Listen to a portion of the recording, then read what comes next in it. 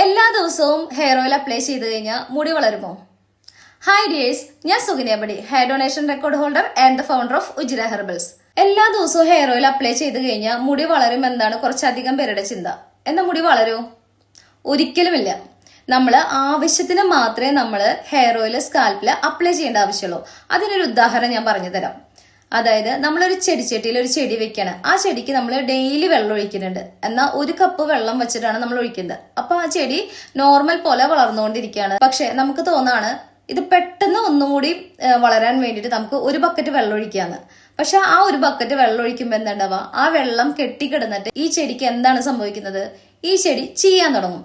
ഇതേപോലെ തന്നെയാണ് നമ്മുടെ സ്കാൽപ്പില് ഓവറായിട്ട് ഹെയർ ഓയിൽ അപ്ലൈ ചെയ്യുമ്പോൾ. അതായത് നമ്മൾ ഹെയർ ഓയിൽ അപ്ലൈ ചെയ്ത് കഴിഞ്ഞാൽ 1 മണിക്കൂർ കഴിയുമ്പോൾ അത് വാഷ് ചെയ്ത് കളയണം. നമ്മുടെ സ്കാൽപ്പ് മസാജ് ചെയ്യാനും ആ മസാജിലൂടെ നമുക്ക് ബ്ലഡ് സർക്കുലേഷൻ കൂടാനും അതുപോലെ ഒരു ചെറിയ മരുന്ന് പോലെയാണ് ശരിക്കും മുടിക്ക് നമ്മൾ ഈ ഹെയർ ഓയിൽ അപ്ലൈ ചെയ്യേണ്ടത്.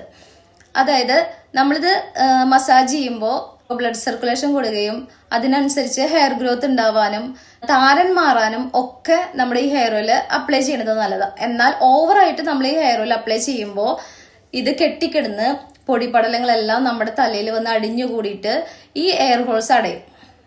ഈ എയർ ഹോൾസ് ഒക്കെ അടയുകയും അതിനോടൊപ്പം തന്നെ നമ്മുടെ സ്കാൽപ്പിൽ അഴുക്ക് വന്ന് അടിഞ്ഞു കൂടുകയും താരൻ ഉണ്ടാവുകയും പിന്നെ ഹെയർ ഗ്രോത്ത് ഉണ്ടാവില്ല, ഇച്ചിങ് വരികയും മുടി കൊഴിയാൻ തുടങ്ങുകയും ചെയ്യും. അപ്പോൾ നമ്മൾ എന്താ ചെയ്യേണ്ടതെന്ന് വെച്ചിട്ടുണ്ടെങ്കിൽ ഒരിക്കലും എല്ലാ ദിവസവും ഹെയർ ഓയിൽ അപ്ലൈ ചെയ്യരുത്. നമ്മൾ ഹെയർ ഓയിൽ അപ്ലൈ ചെയ്യേണ്ടത് ആഴ്ചയിൽ 3 തവണ അല്ലെങ്കിൽ 2 തവണ മാത്രമാണ്. ഹെയർ ഓയിൽ അപ്ലൈ ചെയ്യുമ്പോൾ 1 മണിക്കൂർ കഴിയുമ്പോൾ അത് ഷാമ്പൂ ഇട്ട് വാഷ് ചെയ്ത് കളയുക തന്നെ വേണം.